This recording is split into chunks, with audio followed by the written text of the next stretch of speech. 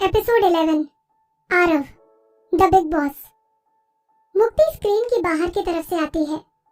उसने भी black colour की ड्रेस पहनी हुई थी। ये ड्रेस उस पर पूरी तरह से फिट थी। वो चेहरे से ही काफी कमजोर लग रही थी। उसके शोल्डर्स नैरो और स्किनी थे, जिसे देखकर दया आ रही थी। वो चेतन की तरफ जाती है और माइक्रोफोन लेते हुए कहती है, मेरी सिस्टर एक ग्रेट पर्सन थी। उसमें परफेक्शन था। उसने खुद के ऊपर बहुत प्रेशर डाला था अच्छा परफॉर्म करने के लिए। वो अपनी आंखें ऊपर उठाती है, जो कि आंसू और दर्द से भरी हुई थी। मेरी बहन ने एक बार कहा कि उसे टाइम्स म्यूजिक कंपनी और अपने फैंस से बहुत ज्यादा प्यार है। वो सबको ये दिखाना चाहती थी कि वो क्या बेस्ट अचीव कर सकती थी अपनी लाइफ में।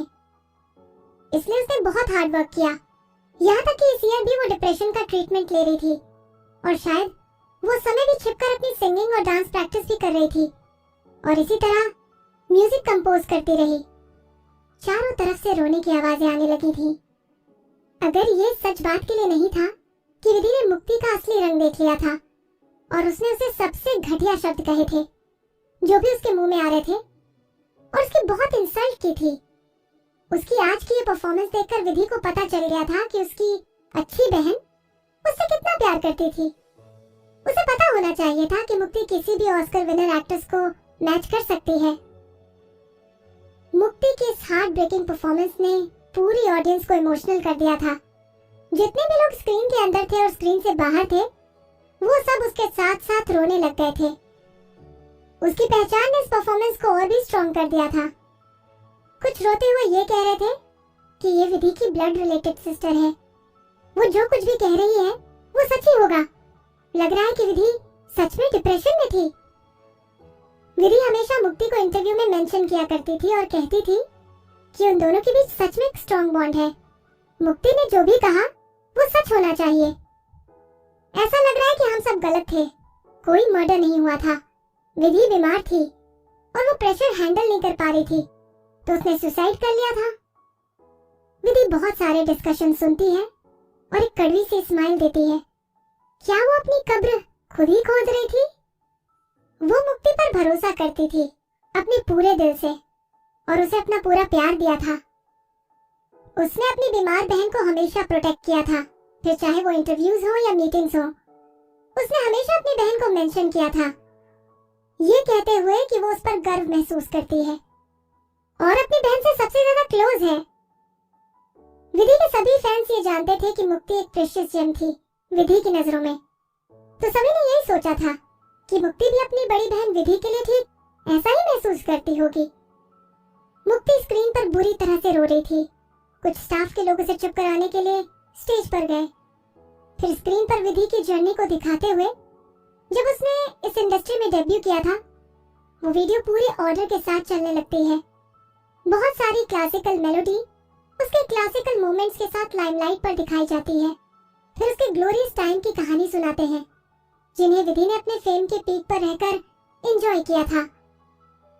विधि ने कभी भी समय नहीं निकाला था उनकी तारीफ करने का, जो कुछ भी उसने आज तक फिल्म किया था। अपनी पुरानी लाइफ में वो हमेशा बिजी रहती थी, अपने नए सॉन्ग में, नई कमर्शियल फिल्म करने में, अवार्ड्स एक्सेप्ट करने में और पार्टी अटेंड करने में। और उसको अपनी बहन मुक्ति की भी केयर करनी होती थी और आरव के साथ भी डील करना पड़ता था। लेकिन अब जब वो सारी चीजें उसके पास का पार्ट बन गई थी, विधि भीड़ के बीच में देख रही थी कि वो खुद पहले कितनी बड़ी स्टार थी और एंटरटेनमेंट इंडस्ट्री की दीवा थी, जिसका चेहरा बहुत ही सुंदर था और उसकी आंखें जोश से भरी हुई थी। उसकी आईब्रोज के बीच में ये घमंड था कि वो सबसे बेटर थी और उसके हर एक लम्हे में जादू था। एक स्टाफ इंडस्ट्री में काम करता था। उसने एक बार कहा था इंटरव्यू में कि ये कहना डिफिकल्ट हो जाता है कि विधि की वीडियो एडिट करनी है या नहीं। आसान पार्ट ये था कि कोई भी फुटेज इतनी अच्छी थी कि उसे फाइनल कट दे सकते थे, लेकिन डिफिकल्ट पार्ट ये था कि इतने सारे अच्छे मोमेंट्स में से चूज और पिक करना हार्ड हो जाता था। कई सारे लोग विधि से जलते थे और कई लोगों ने उसके बारे में बहुत बुरी बातें भी कहते थे, लेकिन कोई इस बात से मना नहीं कर सकता था कि वो ब्लेस्ड थी और कम से कम किसी भी चीज की परवाह ना करने का एटीट्यूड, जैसे उसने पहले कभी कुछ महसूस नहीं किया हो या वो हर्ट हुई हो, उसे याद था कि उसी ईयर आरव उसे घर लाया था और अपने हाथ उसके फेस पर रखकर कहा था, इस परफेक्ट फेस पर जरा सी भी कोई भी चिंता और परेशानी नहीं होनी चाहिए। विधि हमेशा अपना बेस्ट देती थी उसकी सारी रिक्वेस्ट पूरी करने के लिए। आरव ने उसके लिए बहुत सारे पैसे खर्च करके बेस्ट टीचर उसको प्रोवाइड करवाए थे, जिससे वो म्यूजिक परफॉर्मेंस और डांस सीख पाए। विधि के लिए उसने मुक्ति को वर्ल्ड के बेस्ट हॉस्पिटल में ट्रीटमेंट के लिए भेजा था, जहां उसने एक पर्सनल असिस्टेंट और न्यूट्रिशनिस्ट हायर की थी मुक्ति की डेली नीड्स के लिए। उसके ऑफिस में कोई भी बिना अपॉइंटमेंट के नहीं आ सकता था, लेकिन सिर्फ वो एंटर कर सकती थी जब भी उसका मन हो। हर किसी ने देखा था कि आरव उस पर कितना प्यार दिखा रहा था। काफी लोग विधि का अप्रूवल पाने के लिए उसकी जरूरतों का ख्याल रखते थे और ये देखते रहते थे कि उसके पास हो सब जो भी वो चाहती है। लेकिन जैसे ही वो सभी चीजों में नुक्स निकालने लग गई थी और पिकी हो गई थी, तब उसका गुस्सा और मनमानी दोनों ही बुरी तरह से बढ़ गए थे। लेकिन फिर भी आरव हंसता रहता था और जब वो 17 साल की हो गई थी तो चेतन और उत्कर्ष से कहता है, तुम बेस्ट प्रोड्यूसर और मैनेजर हो इस इंडस्ट्री में, मैं तुम्हें अपनी बच्ची को दे रहा हूँ। फिर नेक्स्ट ईयर विधि ने अपना डेब्यू किया और स्टार बनने की दुनिया में आ गई। क्रिटिक्स मीडिया में ये कहते थे कि उन्होंने कभी भी किसी दूसरे में ये नहीं देखा जिसमें ऐसा परफेक्ट कॉम्बिनेशन हो, अट्रैक्टिव और गॉडलीनेस का और एरोगेंस और इनोसेंस का। आरव ये न्यूज़ देखते हुए उसे गले से लगा लेता है और उसके फोरहेड पर किस करते हुए उसे कहता है, मैंने कहा था ना कि मैं तुम्हें इस वर्ल्ड का सबसे ज्यादा पॉपुलर आर्टिस्ट बनाऊंगा। विधि उसी समय उसे बहुत ज्यादा एडमायर करती थी, लेकिन अब वो समझती है कि ये सिर्फ आरव का गेम था।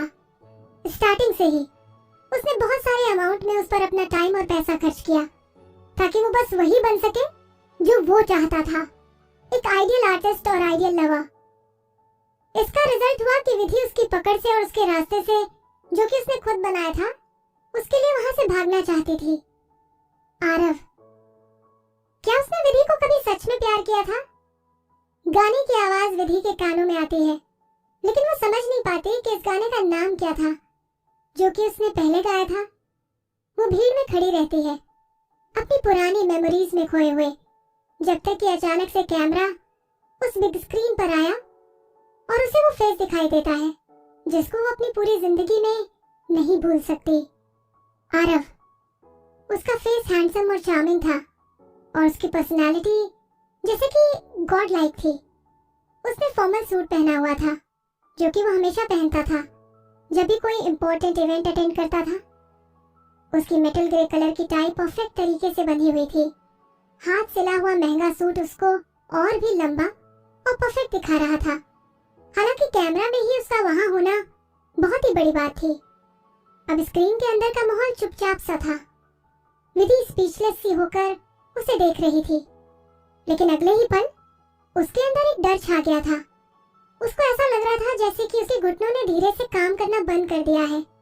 वो एक स्टेप पीछे जाती है और गलती से किसी के पैर के ऊपर चढ़ जाती है और वो इंसान उसके ऊपर चिल्लाता है, लेकिन उसे कोई परवाह नहीं थी। रोहन उसको पकड़ने के लिए अपने हाथ आगे बढ़ाता है और पूछता है, विदुषी, क्या तुम ठीक हो? विधि अपनी आंखें बंद करती है और अपनी पूरी विल पावर के साथ कोशिश करती है वो इस बारे में ना सोचे जिससे वो बहुत ज्यादा डरती थी। ऐसा लग रहा था कि मरने के बावजूद भी और किसी दूसरी लड़की के बॉडी में आने के बाद भी वो अंदर से दुख रही थी। ये ऐसा दर्द था जो कभी खत्म हो ही नहीं सकता था। विधि सोचती है कि अगर वो आरव को दोबारा देखेगी तो उसे वही दर्द महसूस होगा। हालांकि वो बहुत ही ज्यादा डरा हुआ महसूस कर रही थी। रोहन विधि को बहुत जोर से पकड़ता है। उसके हाथों की गर्मी और ताकत विधि को धीरे धीरे शांत करना शुरू कर देती है। वो खुद से कहती है बार बार कि विधि, तुम अब रिबॉर्न हो गई हो, तुम अब विदुषी हो। तुम्हें अब उस बंगलों में बंद करके नहीं रखा जाएगा और तुम्हें उस इंसान को रिस्पॉन्ड करने की या कॉल करने की अब कोई जरूरत नहीं है। अब तुम उस आदमी से हजारों मील दूर हो और एक बिल्कुल अलग इंसान हो। तुम अब सेफ ही नहीं बल्कि सबसे ज्यादा सेफ हो। उसके आसपास का शोर उसके कानों में आना शुरू हो गया था। फिर वो आरव की स्पीच सुनती है। उसकी आवाज बहुत धीमी थी और भी ज्यादा बेसुरी लग रही थी। उसके शब्द फॉर्मल थे और राजनीतिक तौर पर सही थे। वो एक ही सुर में बोलता है। टाइम्स म्यूजिक कंपनी ने सिर्फ विधि को नहीं बल्कि एक पूरी जनरेशन को खो दिया है। सभी कैमरे उसकी तरफ थे जो कि बिना रुके फ्लैश कर रहे थे। वहाँ कुछ लोग चिल्ला रहे थे और कुछ रो रहे थे। कुछ ऐसे थे जो कि चले भी गए थे। जैसे ही उसने ये सेंटेंस बोला वैसे ही चारों तरफ शोर और हल्ला होने लगा और कैमरे का फोकस फिर दोबारा से बंद हो जाता है। लाइव ब्रॉडकास्ट पूरे वर्ल्ड से सिर्फ भीड़ और चारों तरफ शोर होने का ही सीन दिखा रहा था। उस बड़ी सी स्क्रीन पर आरव के सेंटेंस से जैसे कि इमोशंस की ज्वालामुखी फट गए। अब वो अकेला उस तूफान के बीच में खड़ा था, बिल्कुल शांत होकर। एपिसोड 12 सेट का लोकेशन। कैमरा आरव के चेहरे पर था और रोशनी उसके चेहरे पर पड़ रही थी।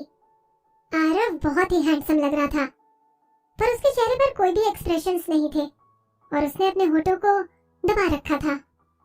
विधि आरव के चेहरे बनाने की कला को बहुत ही अच्छे से जानती थी।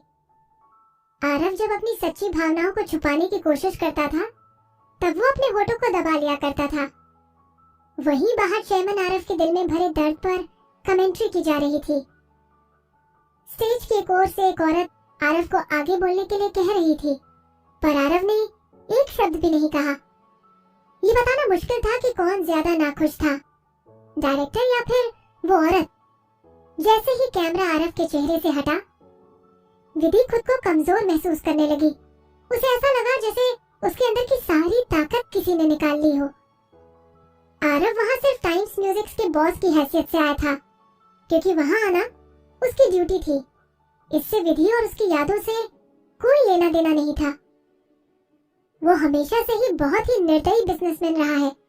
उसने कभी भी कुछ भी बिना किसी मतलब के नहीं किया।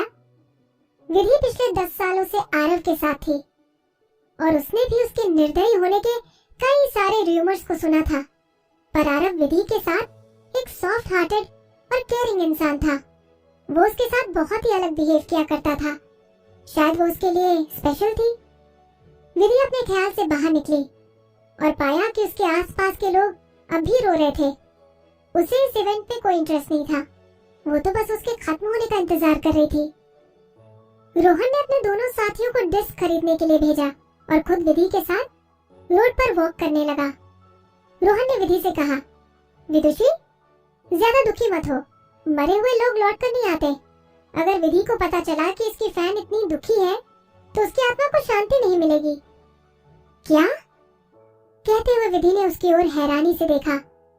रोहन ने अपनी आंखों को सिकोड़ते हुए कहा, क्या तुम विधि की फैन नहीं हो? बिल्कुल नहीं। झूठ मत बोलो, जब सब रो रहे थे तब मैंने तुम्हारी हालत देखी थी। तुम कैसे कह सकती हो कि तुम उसकी फैन नहीं हो? रोहन ने विधि का मजाक उड़ाते हुए कहा। अरे मान लो कि तुम उसकी फैन हो। विधि एक दीवा थी और उसको पसंद करना कोई शर्म की बात नहीं है। मैं सच में उसकी फैन नहीं हूँ, विधि ने उससे कहा। जैसे कि रोहन पूरे रास्ते बातें करता रहा। रात हो चुकी थी और आकाश में तारे नजर आने लगे थे जो एक अलग तरह की शांति का एहसास करा रहे थे। विधि खुश थी कि रोहन उस वक्त उसके साथ था। रोहन का ये उत्साह उसे उसके दुख और तकलीफ से बाहर निकालने में हेल्प कर रहा था। ट्रेनिंग कैंप पर होटल की बिल्डिंग के सामने रोहन ने विधि से गुड नाइट कहा और जाने के लिए पलटा, पर अगले ही पल उसने विधि की ओर देखा और कहा, विदुषी, जो लोग मर चुके हैं उनकी आत्मा को शांति मिलनी चाहिए और जो जिंदा है। इतना कहकर रोहन ने अपने सर पर हाथ फेरते हुए फिर से कहा, ऐसा ही कुछ था जैसे फिर कुछ देर के लिए रुककर उसने कहा, विधि के बारे में सोचकर ज्यादा दुखी मत होना, जल्दी सो जाना और भूलना मत कि कल सुबह हमारी एमवी की शूट है। विधि रोहन की बात सुनकर हैरान थी पर उसने सॉफ्टली कहा, ओके। ये सच है कि जो लोग मर चुके हैं उनकी आत्मा को शांति मिलनी चाहिए और जो जिंदा है उनको अपनी लाइफ में आगे बढ़ने का मौका। उस रात आकाश में एक भी बादल नहीं थे और तारे साफ नजर आ रहे थे। जयंत सभी ट्रेनीज को अपने साथ लोकेशन सेट पर ले गया वो शहर के बाहर एक पहाड़ी जंगल था। टीम की बस पहाड़ की चोटियों के बीच घुमावदार रास्तों से होते हुए एक बहती हुई खूबसूरत नदी के पास से गुजरी। ये खूबसूरत नजारे उन्हें बिल्डिंग और एक नेचुरल ब्यूटी के बीच के अंतर का एहसास दिला रहे थे। उन्हें ऐसा लग रहा था मानो वो सभी किसी फेरी लैंड में हो। चेमन जैन, ये कौन सी जगह है? इस पहाड़ की बिल्डिंग को छोड़कर इसके आसपास के किसी भी पहाड़ में कोई घर नहीं है। क्या ये टूरिस्ट के लिए नया बनाया गया है? टीम की ट्रेनी ने पूछा। आगे की पैसेंजर सीट पर बैठे जयंत ने अपने न्यूज़पेपर को रोल करके उस लड़की के सर पर प्यार से मारते हुए कहा, कभी तुमने कोई ऐसा टूरिस्ट प्लेस देखा है जहाँ बहुत ही कम टूरिस्ट हो? ये जगह बॉस की है। जहाँ तक तुम्हारी नजर जाती है वो सभी बॉस की है। वाओ! अगले ही पल पूरी बस में सुनाई पड़ी।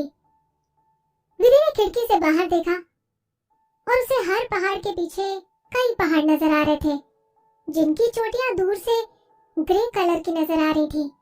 बॉस की जगह सच में बहुत ज्यादा बड़ी थी। विधि सभी की तरह एक्साइटेड नहीं थी। इस जगह पर होना उसके लिए कोई नई बात नहीं थी। वो इसी जगह पर पहले भी आरव के साथ जा चुकी थी। सभी ट्रेनीज ने एक्साइटेड होकर जयंत को घेरा और पूछा, क्या सच में ये पूरी जगह मोहित बॉस की है? वेवे डांस में उनके अलावा भी कोई हमारा बॉस है क्या? जयंत ने हंसते हुए कहा और सभी हंस पड़े। वेवे डांस टाइम्स म्यूजिक की तरह कोई पुरानी कंपनी तो नहीं थी, पर बड़ी थी। विधि को याद है 6-7 साल पहले जब ये कंपनी खुली थी तब विधि बहुत फेमस थी। बहुत ही कम टाइम में ये कंपनी इतनी सक्सेसफुल हुई कि इसने टाइम्स म्यूजिक को हिला कर रख दिया। इसकी सफलता का पूरा क्रेडिट मोहित को जाता है। विधि ने इससे पहले मोहित को कभी नहीं देखा था, बस उसने लोगों से उसके बारे में सुना था। वो उस परिवार से था जहाँ कई लोग जनरेशन से ट्रॉय के सदस्य थे। मोहित ने वेवे डांस की शुरुआत अपने ब्लैक मनी को वाइट करने के लिए की थी। अफवाह थी कि वो बहुत ही पत्थर दिल, निर्दयी और बेरहम है। अपनी पिछली जिंदगी में विधि ने किसी भी अफवाहों पर भरोसा नहीं किया। उसे तो मोहित का चेहरा तक याद नहीं था और ये कोई दिक्कत की बात भी नहीं थी। आखिर वो वेवे डांस के एक छोटे से ग्रुप की मेंबर थी और मोहित उसका मालिक। इससे क्या फर्क पड़ता है कि वो पत्थर दिल था या निर्दयी या फिर बेरहम? वो कहाँ उससे मिलने वाली थी? ये सोचते हुए उसने अपने सर को अपनी सीट पर टिका दिया और अपने आसपास के लोगों की बातें सुनते हुए सो गई। कुछ समय बाद रोहन ने विधि को जगाया। जब उसने अपनी आंखें खोली तो देखा कि शाम हो चुकी है और चारों ओर अंधेरे के साथ साथ धुंध फैली हुई थी। उनकी बस एक गेस्ट हाउस के पास माउंटेन साइड पर खड़ी थी। बस से सभी लोग अपने बैग्स लेकर गेस्ट हाउस की तरफ जा रहे थे। हर 4 लोगों को ठहरने के लिए एक कमरा दिया गया था। अपना अपना सामान रखने के बाद सभी ट्रेनी और क्रू मेंबर्स कॉन्फ्रेंस रूम में एक मीटिंग के लिए मिले। इस मीटिंग को एमवी के डायरेक्टर और प्रोड्यूसर अनिरुद्ध ने रखा था। वो वहाँ कुछ दिन पहले ही आ गया था ताकि वो उस जगह के मुआयने के साथ साथ लोगों को उनका काम बता सके। उनका शेड्यूल बहुत ही हेक्टिक और ज्यादा था, पर वो बहुत ही आराम से पूरा हो रहा था। सभी क्रू मेंबर्स ने बिना किसी भाव के अनिरुद्ध की कई बातों को लिख लिया। विधि और उसके साथी ट्रेनीज ये देखकर शॉक थे। मैंने हमेशा से अनिरुद्ध के यूनिक तरीके के बारे में सुना था, पर मैंने सोचा नहीं था कि वो इतने डिमांडिंग होंगे। ये लोग इतने सारे काम को कैसे पूरा कर पाएंगे? उनमें से एक ने कहा। रोहन ने विधि को कोहनी मारी और कहा, विदुषी, कहीं इनके पास कोई गलत शेड्यूल तो नहीं? जिस तरह से ये लोगों के लिए डेडलाइन सेट कर रहे हैं, ऐसा लगता है वो उन्हें मार ही डालेंगे। क्या सच में? विधि ने सोचते हुए कहा। अपनी पिछली जिंदगी में जब वो एक बार उत्कर्ष के लिए गाना रिकॉर्ड कर रही थी तब वो भी इतनी ही रश में था। हालांकि उनका शेड्यूल इतना हेक्टिक और टाइट नहीं था, पर उसने पहले भी इस प्रेशर पर काम किया है। ये लोगों की जान नहीं लेता। रोहन ने अपनी आंखें घुमाते हुए कहा, तुम तो अब तक इतनी सक्सेसफुल भी नहीं हो, पर फिर भी तुम इनके जैसे कैसे हो? उसने अपनी ठुड्डी पर हाथ रखा और क्रू मेंबर्स की ओर देखते हुए कहा, ये क्लियर है कि उन्हें टॉर्चर किया जा रहा है, पर कोई भी अनिरुद्ध के खिलाफ कुछ कहता नहीं। ये बात सुनकर विधि हंस पड़ी।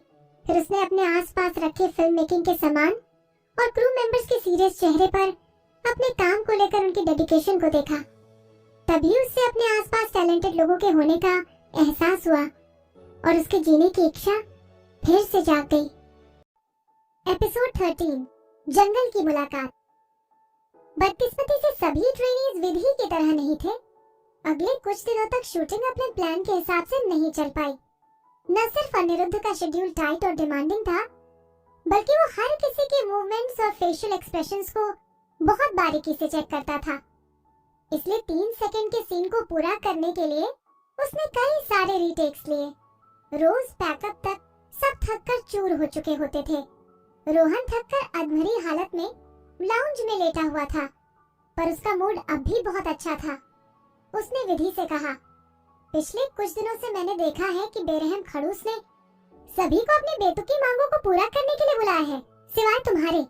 राज क्या है, मुझे भी बताओ जल्दी। अगर इसी तरह चलता रहा तो मैं बेरहम खड़ूस के हाथों सदमे से मर जाऊंगा। पिछले कुछ दिनों से सभी ट्रेनीज कभी न कभी अनिरुद्ध के परफेक्शन की भूख का शिकार बने थे, जिस वजह से सेट पर उसका दूसरा नाम बेरहम खड़ूस था। विधि ने सभी ट्रेनीज को वहां फर्श पर हर तरह से लेटे हुए देखा और खुद को मुस्कुराने से रोक नहीं पाई। हालांकि उसके पास कोई राज नहीं था, पर इस प्रोजेक्ट की कोरियोग्राफी उसके लिए मुश्किल नहीं थी। ये तो बस बेसिक स्टेप्स थे जो उसकी प्रवृत्ति का हिस्सा बन चुके थे। कभी कभी ये बहुत ही आसानी से नेचुरली हो जाता है। तो क्या हम इसे राज कहेंगे? विधि ने कुछ देर तक सोचा और फिर उसने कहा, कोशिश करते रहो और इसे तुम्हारे नेचर का हिस्सा बनने में समय नहीं लगेगा। ये सुनकर रोहन ने एक हताशा भरी आवाज निकाली और उसने हिलना बंद कर दिया। अनिरुद्ध की लीडरशिप में 1 महीना खत्म होने वाला था और अब आखिर का कुछ काम ही बचा था। तब उसने सभी ट्रेनीज को कुछ दिनों की छुट्टी देने का अनाउंसमेंट किया। ये सुनकर सभी खुशी से झूमने लगे।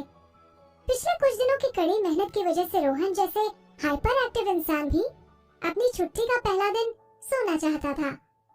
विधि की पिछली जिंदगी में आरव ने उसे 1 साल से भी ज्यादा समय तक घर के अंदर कैद करके रखा था, जिस वजह से बंद कमरों में उसे बहुत घुटन होती थी। इसलिए वो अपने कमरे से ज्यादा बाहर रहना पसंद करती थी। वो दिन बहुत ही खूबसूरत था। सूरज आसमान में चमक रहा था और पहाड़ की ठंड के बीच वातावरण को हल्की गर्मी पहुंचा रहा था। विधि ने ये देखकर आसपास की जगहों पर टहलने का सोचा। उसने एक पतले से कार्डिगन के साथ एक ऑफ वाइट ड्रेस पहनी और अकेले टहलने के लिए निकल गई। जंगल बहुत ही शांत था और उसकी खूबसूरती जो मन को छू ले, इसमें कोई शक नहीं कि अनिरुद्ध ने इस जगह को क्यों चुना। पर विधि हैरान थी कि वेवे डांस के बिग बॉस मोहित भाटिया ने उसकी बात मानी कैसे। अपनी पिछली जिंदगी में विधि ने आरव के साथ बहुत ही लंबा समय बिताया था और उसे पता था कि इस तरह के बड़े लोग कैसे होते हैं। एक निजी संपत्ति जिस पर एक विला और खास मशहूर मेहमानों के लिए रिजॉर्ट, ये पहले से ही बहुत खास बात थी। पर इस वजह को एक फिल्म के सेट की तरह इस्तेमाल करना लगभग एक नामुमकिन काम है। हालांकि अनिरुद्ध को इसकी मंजूरी मिल गई। अनिरुद्ध सच में उन्हें मनाने के काबिल है या फिर बिग बॉस पुराने ख्यालातों के हैं? क्या ये वेवे डांस की इतनी जल्दी बढ़ने और फैलने का बड़ा कारण हो सकता है? क्योंकि प्रोडक्शन की क्वालिटी उनकी प्रायोरिटी है। अपने ख्यालों में कोई विधि को पता ही नहीं चला कि कब वो जंगल की गहराइयों में चली गई। विधि के आसपास के पेड़ों ने सूरज की रोशनी को रोक दिया था। जंगल का टेम्परेचर गिर गया। पेड़ों की गहराई पर छाइयों ने ठंड को बढ़ा दिया। इसी के साथ विधि के आसपास एक अजीब सी शांति फैल गई। विधि ने धीरे से अपने कदम को रोक लिया। जब उसने पीछे पलटकर अपने आसपास देखा तो ना मिले उसे अपने कदमों के निशान और ना ही कोई इंसान। ठीक उसी वक्त उसके चेहरे पर कुछ गिरा। विधि ने धीरे से अपना हाथ बढ़ाया और अपने चेहरे को छू कर देखा। वो खून की एक गर्म बूंद थी। ये देखकर विधि का दिल तेजी से धड़कने लगा। उसने धीरे से ऊपर की ओर देखा और उस खून से सनी एक लाश पेड़ पर लटकी नजर आई। ये जरूर किसी जंगली जानवर ने किया था। लाश का एक पैर नहीं था, उसका पेट चीरा हुआ था और उसके अंदर के हिस्सों के चिथड़े हो चुके थे, जिससे उसके टुकड़े नीचे गिर रहे थे। उस लाश के चेहरे को पहचानना पॉसिबल नहीं था। उस लाश की आंखें भी बाहर निकल आई थी। विधि चीखती उससे पहले ही ऊंची छलांग लगाकर वो कुछ पेड़ों के बीच से बाहर आया। डर के मारे विधि की आंखें धुंधली पड़ गईं। इससे पहले कि वो कुछ कर पाती, उसके पैरों ने जवाब दे दिया और उसके आसपास की दुनिया उसकी आंखों के सामने घूमने लगी। अचानक से विधि को अपनी पीठ पर दर्द हुआ और उसे पता चला कि वो जमीन पर गिरा दी गई थी। उसके ऊपर कोई गहरी सांसें ले रहा था, जिसके मुंह से निकलते खून के छींटे विधि के चेहरे पर पड़ रहे थे। उसने धीरे से अपनी आंखें खोली और डर से कांपने लगी। वो एक चीता था। चीता बहुत ही भयानक लग रहा था और उसके शरीर से खून की बूंद टपक रही थी। चीते ने अपने आगे के दोनों पैरों से विधि को जमीन में लेटा रखा था। वो कुछ पीछे होकर आगे की ओर झुका और विधि की गले की ओर बढ़ा। विधि को पता था कि कुछ ही पलों में उसकी जिंदगी अब खत्म हो जाएगी। ये नई जिंदगी उसे अभी ही तो मिली थी। किसे पता था कि ये इतनी जल्दी चली जाएगी, वो भी एक चीते के हाथों। इस तरह की मौत कितनी अजीब थी। अभी तो उसे उसकी आजादी मिली थी, वो ऐसे कैसे मर सकती थी। अचानक उसके कंधे पर दर्द हुआ। जहां उसे उस चीते ने पंजे से वार किया, विधि इस तरह लेटी रही जैसे उसे लकवा मार गया हो और वो अपनी दर्दनाक मौत का इंतजार करने लगी। चीते ने अपना खूनी मुंह खोला और विधि की गर्दन की ओर बढ़ाया। उसी समय एक आदमी की आवाज सुनाई दी, टबी। ये आवाज इतनी ऊंची नहीं थी, पर ये विधि के कानों में गूंजती रही।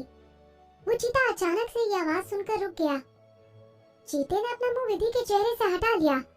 उसका पैर और उसकी नजर अभी उसी पर थी। चीते ने अपने पंजों से उसे अभी जमीन में गिरा रखा था। चीते के पंजे जब विधि के कंधे के घाव पर पड़े तो उसकी आह निकल गई। विधि की आवाज सुनकर चीता जोर से गरजा और उसको धमकाते हुए अपनी पूंछ हिलाई। दर्द के मारे विधि का शरीर अकड़ चुका था। कुछ दूरी से उसे उस आदमी की आवाज फिर सुनाई दी, सॉरी, आज टबी अच्छे मूड में नहीं है और तुम इसके इलाके में हो। तो इस चीते का नाम टबी है और ये उसका मालिक? विधि ने सोचा। टबी ने विधि की ओर ऐसे देखा जैसे कि वो उसका खाना हो। विधि भी टबी के मुंह के अंदर कुछ इंसानी अवशेषों को देख सकती थी। उसके मन में अब भी पेड़ पर लटकी लाश की तस्वीर थी, जो उसके डर को और भी बढ़ा रही थी। उस आदमी ने बेफिक्र होकर विधि से पूछा, तुम कौन हो और यहाँ क्या कर रही हो? उस आदमी ने टबी को विधि के ऊपर से हटने के लिए नहीं कहा था। विधि अपने कार्डिगन के ऊपर खड़े टबी की प्रेजेंस और उसकी ली गई हर एक सांस को महसूस कर सकती थी। वो गुस्से और चिढ़ में विधि को देखकर गुर्रा रहा था। विधि को पता था कि अगर उसने उसकी बात नहीं मानी तो वो तो गई, पर उसने फिर भी कुछ नहीं कहा। सदमे के कारण उसकी आवाज चली गई थी। उसने अपना मुंह खोला पर उससे आवाज नहीं निकली। उस आदमी ने कुछ देर तक विधि के जवाब देने का इंतजार किया, फिर बोला, टबी, तुम हमारे गेस्ट को डरा रहे हो? अपने मालिक की बात सुनकर टबी ने विधि को छोड़ दिया। विधि का शरीर खून से सना हुआ था और उस पर इंसानी मांस के टुकड़े भी थे। जैसे ही वो उठकर खड़ी हुई, उस पर से खून और सड़न की बू आ रही थी। ये विधि का डर था या वो बदबू, पता नहीं, जिस वजह से वो एक पेड़ के पास उल्टियां करने लगी। निकलने से पहले कुछ नहीं खाने की वजह से उसकी सारी ताकत खत्म हो चुकी थी। अपने पेट दर्द से विधि कराहते हुए आगे की ओर झुकी और सांस लेने की कोशिश करने लगी। उसी समय उस आदमी ने कहा, तुम्हें डरने की जरूरत नहीं है। टबी हमेशा इंसानों को नहीं खाता। हमेशा इंसानों को नहीं खाता? तो फिर उसने जो देखा वो क्या था? विधि ने मन में हैरानी से कहा। विधि ने पेड़ पर टंगी लाश को याद न करते हुए खुद को शांत करने की कोशिश की। खुद को शांत करने के बाद वो उस आदमी की ओर मुड़ी। Episode 14 black triad. वो आदमी बहुत ही आकर्षक था। शायद उसके माता पिता दो अलग अलग जाति से थे। जहां उसके पास एक नॉर्थ ईस्ट इंडियन की खूबसूरती थी, वहीं साउथ इंडियन के शार्प फीचर्स। उसका सांवला रंग और उसकी आंखें उसकी खूबसूरती को और भी बढ़ा रहे थे। पत्तों के बीच से आती सूरज की रोशनी उसकी आंखों पर पड़ रही थी, जिससे उसका रंग गहरे हरे रंग का लग रहा था। उसकी गर्दन के दाहिनी ओर उसके मसल्स भी नजर आ रहे थे। ऐसा लग रहा था जैसे किसी ने उसे बड़ी ही फुर्सत से तराशा हो। वो बहुत ही आराम से पेड़ के नीचे बैठा था, पर उसके आसपास खतरे का आभास हो रहा था, जैसे कि वो भी गुस्से में विधि के पास आएगा। डर से विधि ने अपने कुछ कदम पीछे ले लिए। वो आदमी विधि को देखकर मुस्कुराया और खींचते हुए बोला, मैं काटता नहीं हूं, सच तो ये है कि मुझे चोट लगी है। तब विधि ने उसके पेट पर बंधी एक मोटी सी पट्टी को देखा, जिस पर खून लगा था। टबी अभी भी निराश होकर अपने मालिक के आसपास घूम रहा था। ये देखकर उसके मालिक ने टबी के सर पर हाथ रखा और उसे शांत किया। तुम्हारा नाम क्या है? उस आदमी ने विधि से फिर पूछा। विदुषी। उसने उसे अपने इस जीवन का नाम बताया। नीचे जो एमवी की टीम है, मैं उससे हूँ। फिर विदुषी ने कुछ देर रुककर उस आदमी से पूछा, पर आप कौन हैं? ये सुनकर वो आदमी मुस्कुराया और उसकी गहरी हरी आंखों में एक चमक आ गई। फिर उसने कहा, यहाँ सवाल सिर्फ मैं करूंगा। तभी भी विधि पर गरजा, मानो कह रहा हो, यहाँ सिर्फ मेरे मालिक की चलेगी। विधि भी चुपचाप एक और खड़ी हो गई। मैं वेवे डांस के ट्रेनिंग कैंप में ट्रेनी हूँ, विधि ने कहा। हम सभी यहाँ चेयरमैन जयंत के साथ उनकी एमवी फिल्म के लिए आए हैं। ये सुनकर उस आदमी ने गहरी सांस ली। फिर उसने टबी को सहलाते हुए एक हल्की सी मुस्कान के साथ कहा, जयंत भी यहाँ है? लगता है आज मेरी किस्मत बहुत अच्छी है। फिर उसने विधि से कहा, क्या तुम्हारे पास फोन है? क्या मैं कॉल कर सकता हूँ? विधि उसे अपना फोन देना तो नहीं चाहती थी, पर उस वक्त उसके पास और कोई रास्ता नहीं था। उस आदमी ने जल्दी से उसका फोन ले लिया और तुरंत कॉल लगाया। हेलो जयंत, मैं बोल रहा हूँ, तुम्हारा बॉस। अब सुनकर विधि हैरान हो गई। इतनी देर से वो जिसके साथ थी, वो कोई और नहीं, वेवे डांस के बिग बॉस मोहित है। वही जिसके बारे में ये अफवाह है कि वो बहुत ही पत्थर दिल, बेरहम और खतरनाक है। विधि धीरे से मोहित को देखने के लिए उसकी ओर मुड़ी और उसने उसे फोन पर बातें करते सुना। जल्दी आओ, मैं पहाड़ पर हूँ और मुझे चोट लगी है। क्या? मुझे कुछ देर वेट करना होगा? तुम्हारा बॉस यहाँ मर रहा है और तुम? नहीं नहीं, उसे नहीं। मुझे अनिरुद्ध की डांट नहीं सुननी। विधि मोहित को आराम से बैठकर बच्चों की तरह बातें करते देखकर हैरान थी और सोचने लगी, क्या ये सच में ब्लैक ड्रॉइड है? पत्थर दिल और निर्दयी? सच में? विधि अपने शौक से बाहर आती उससे पहले ही मोहित ने कॉल कट करके उसका फोन उसे वापस कर दिया। उसने धीरे से छुपकर मोहित के चेहरे पर खून के धब्बों को देखा। विधि सोच में थी कि मोहित को चोट लगी है या ये खून के धब्बे उसे टबी ने दिए हैं। जयंत बहुत ही जल्दी अपनी एक टीम के साथ वहां आ गया। ये एमवी की फिल्म टीम नहीं थी। वे लोग पहाड़ पर मोहित के लिए काम किया करते थे। उन्होंने मोहित को जल्दी से स्ट्रेचर पर लेटाया। वो सभी इस काम में अच्छी तरह से ट्रेन थे। इन सब के बीच जयंत ने मोहित के लिए परेशान होते हुए उससे पूछा, कैसे हो तुम? क्या तुम्हें बहुत ज्यादा चोट लगी है? विधि जयंत की आवाज में मोहित के लिए चिंता साफ साफ देख सकती थी। मुझे गोली लगी है, पर फिक्र मत करो, मैं इससे नहीं मरने वाला। मोहित की बात सुनकर सबके चेहरे पर एक हल्की सी मुस्कान आ गई।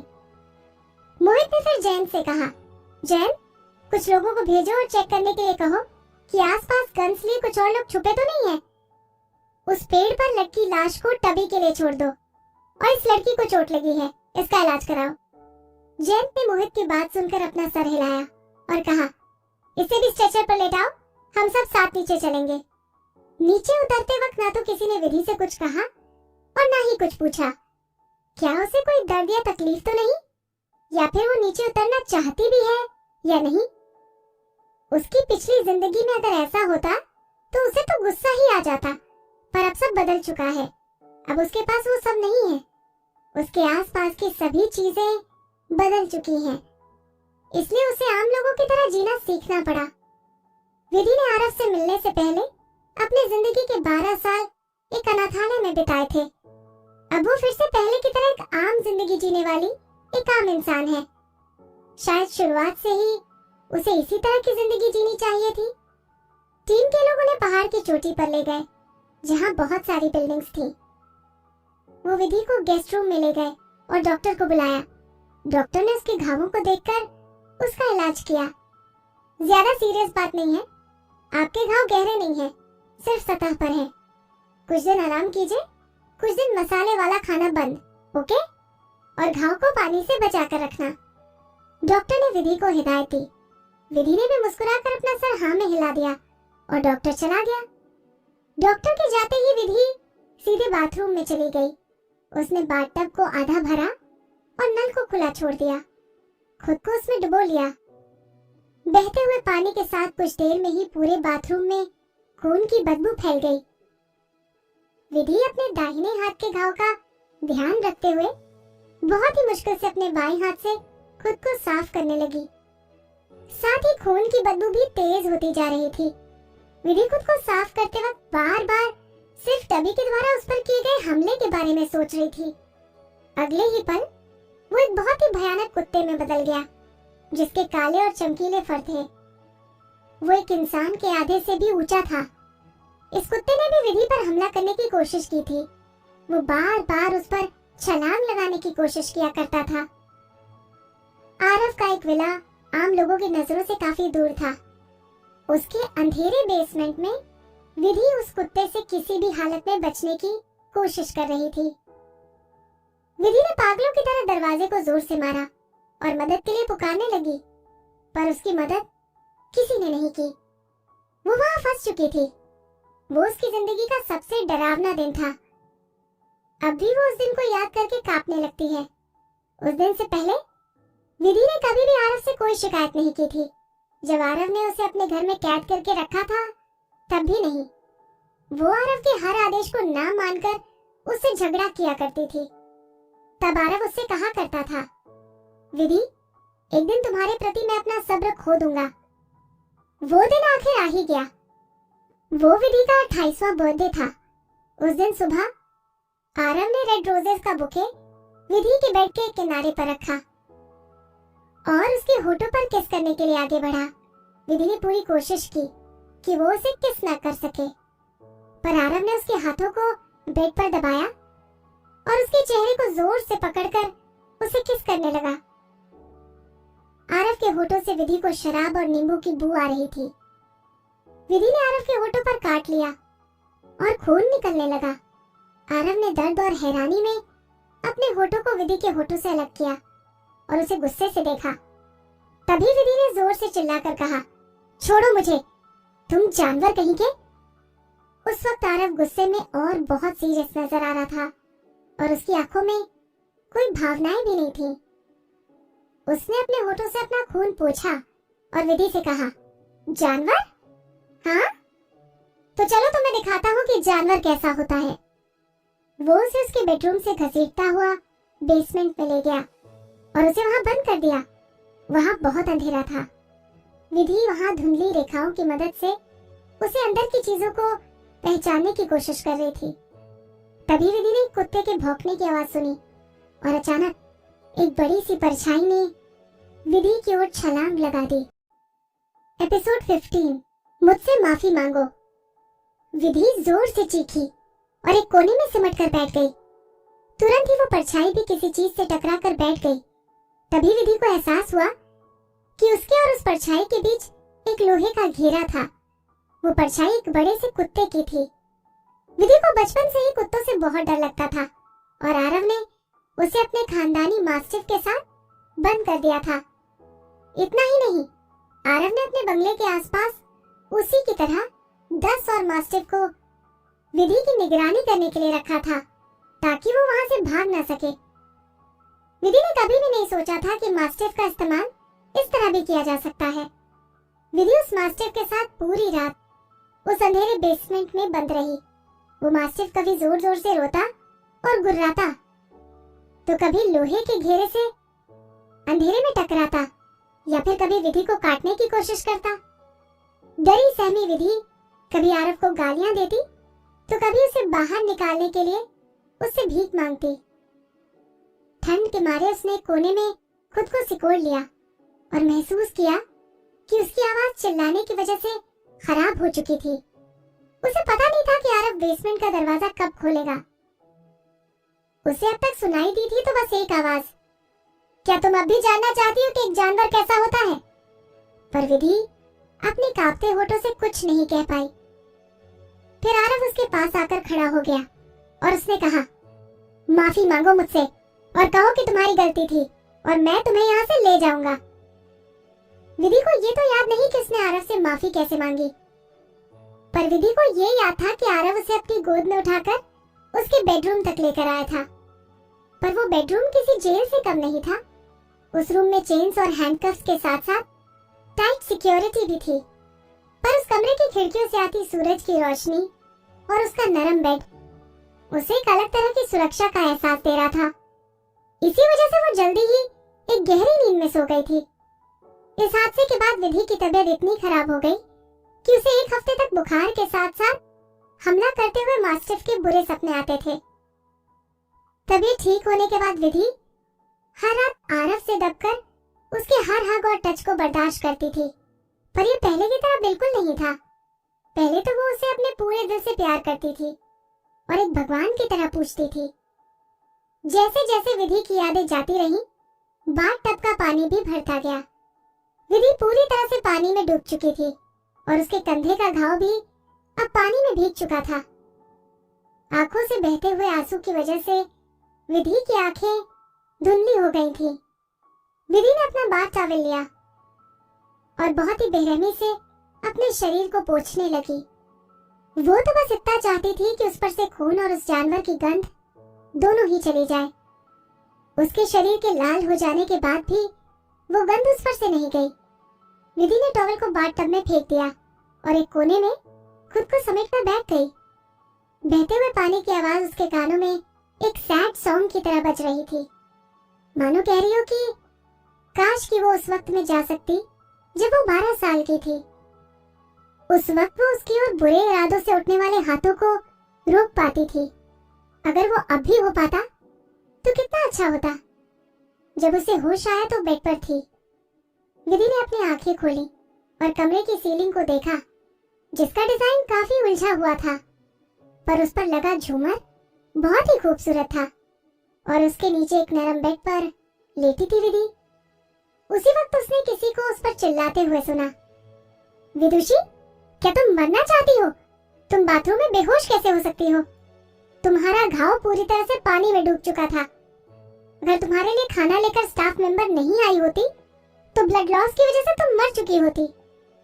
विधि पर जो गुस्से में चिल्ला रहा था वो जयंत था। विधि ने याद किया कि वो इस हालत में कैसे पहुंची। वो कुछ कहती उससे पहले ही किसी ने उसे रोककर कहा, विदुषी, तुम्हारा बहुत ज्यादा खून बह चुका है। मुझे लगता है तुम्हें कुछ दिन आराम करना चाहिए। उसी वक्त विधि को कमजोरी का एहसास हुआ और उसे चक्कर आने लगे। विधि का सच में बहुत ज्यादा ब्लड लॉस हुआ था, इसलिए उसने चुप रहना ही ठीक समझा। जयंत ने किसी को विधि की ड्रिप बदलते देखा और फिर सबके जाने के बाद वो उसके बेड के किनारे जाकर बैठ गया। उसने विधि से कहा, विदुषी, क्या सच में तुमने मुझे परेशान करने की अपनी एक आदत बना ली है? कल जब सभी ट्रेनीज ट्रेनिंग कैंप लौट रहे हैं तो तुमने खुद को आज ही चोट लगवा ली। विधि चुपचाप जयंत की बातें सुनती रही। भले ही उसका ब्लड लॉस उसके विदुषी होने की वजह से हुआ था, पर चोट तो मोहित के टबी की वजह से लगी थी ना। उसकी जगह जयंत को क्या ये बात मोहित से नहीं करनी चाहिए थी? पर उससे कोई क्यों कुछ कहेगा, वो तो बॉस है ना, इसीलिए अब उसे ही सुनना होगा, विधि ने सोचा। जयंत ने आगे कहा, तुम्हारी हालत देखकर ऐसा लगता है कि तुम अभी लौट नहीं सकती। मैंने बॉस से बात कर ली है। उन्होंने कहा है कि तुम ठीक होने तक यहाँ रुक सकती हो और जब ठीक हो जाओ तो ट्रेनिंग कैंप तक खुद चली आना। उसने कुछ देर रुककर फिर उससे कहा, बॉस भी खुद के ठीक होने तक यहीं रहेंगे। अपने रूम के अंदर ही रहना और ज्यादा इधर उधर घूमने की जरूरत नहीं। बॉस को परेशान मत करना। विधि समझ गई कि पहले की बात उतनी जरूरी नहीं थी। सबसे जरूरी बात तो ये थी कि बॉस को परेशान मत करना। जयंत को चिंता करने की कोई जरूरत नहीं थी। तभी की वजह से तो वो वैसे भी कहीं घूमने वाली नहीं थी। विधि ने जयंत की ओर देखकर अपना सर हाँ में हिलाया। फिर जयंत ने उसे आगे कहा, और जो कुछ आज हुआ वो किसी से मत कहना, और कैंप पर लौटने के बाद तो बिल्कुल भी नहीं, समझ आया? विधि को पता था कि ये अंडरवर्ल्ड है, उनके अपने सीक्रेट्स होते हैं। अब जब विधि ने सोचा तब उसने पाया कि एंटरटेनमेंट सर्कल में मोहित के बारे में सब नहीं जानते थे। वो भी उसके बारे में कुछ कहाँ जानती थी। उसने जो भी मोहित और उसके परिवार के बारे में सुना था वो आरव से ही सुना था। आरव ने विधि को बताया था कि वेवे डांस बहुत ही लो प्रोफाइल रखता था और अपनी असलियत सामने नहीं आने देता। अगर आरव ने उसकी छानबीन नहीं करवाई होती तो उसे भी पता नहीं चलता। पर विधि की छोटी सी ट्रेनी की पहचान को देखकर कोई ये नहीं बता सकता कि उसे क्या पता है और क्या नहीं। विधि ये सोचकर हैरान थी। जयंत को लगता था कि विधि ये बात किसी को बता देगी। कोई भी नॉर्मल इंसान जो हुआ वो शेयर नहीं कर सकता। विधि ने जयंत की ओर देखकर कहा, चिंता मत कीजिए, मुझे इससे ज्यादा जानने की कोई इच्छा नहीं है। जयंत ने मुस्कुराते हुए विधि की ओर देखकर कहा, अगर तुम्हारी इच्छा हो तब भी कोई दिक्कत नहीं है। एक रास्ता ऐसा भी है जिसके बाद तुम कुछ बोल नहीं पाओगी। ये विधि के लिए एक सीधी धमकी थी। विधि ने खुद को एक और सिकोड़ते हुए कहा, चिंता मत कीजिए चेयरमैन जैन, मैं भी मरने के लिए तैयार नहीं हूँ। फिर उसने कुछ देर रुककर कहा, क्या आप जा सकते हैं? मुझे आराम करना है। जैन ने अपनी आंखें छोटी करके विधि को कुछ सोचते हुए उससे कहा, विदुषी, मैं तुम्हें समझ नहीं पा रहा हूँ। या तो तुम बहुत सीधी हो या बहुत ही चालाक, पर ये अपनी बेवकूफियों की वजह से जान गंवाने से तो अच्छा है। इतना कहकर जयंत विधि के लिए ताली बजाते हुए अपनी जगह से उठा, उससे बोला, अच्छा अब मैं चलता हूँ, कोई दिक्कत हो तो मुझे कॉल करना, और अगर कुछ चाहिए तो स्टाफ मेंबर से कहना। इतना कहकर जयंत वहां से चला गया। जयंत के जाने के बाद विधि भी लाइट्स को धीमी करके सो गई। विधि के अब खाली बैठने के दिन आ गए थे। इन वादियों की शांति और सुकून भरे माहौल में विधि रोज सुबह चाय बनाया करती थी और उसकी चुस्कियों का मजा लेते हुए सेकंड फ्लोर के गेस्ट रूम की बालकनी पर आराम से बैठकर किताबें पढ़ती थी। कभी कभी खुद को रिलैक्स करने के लिए दिन में सपने भी देखा करती थी। मोहित उसे कभी नजर नहीं आया था, पर स्टाफ मेंबर्स रोज विधि के कमरे की सफाई करने या उसके लिए खाना लेकर आया करते थे। इसके अलावा विधि ने सिर्फ विला के केयरटेकर को देखा था, जो उसके लिए एक बुके लेकर आता था, जिसके फूलों का रंग दिन के हर पहर बदलता रहता था। सुबह वो सफेद रंग का होता था और दिन के दूसरे पहर लाल। नाजुक पर आंखों के लिए खूबसूरत। केयरटेकर ने कहा कि ये विधि से उसकी चोट के लिए माफी मांगने का उनके बॉस का तरीका है।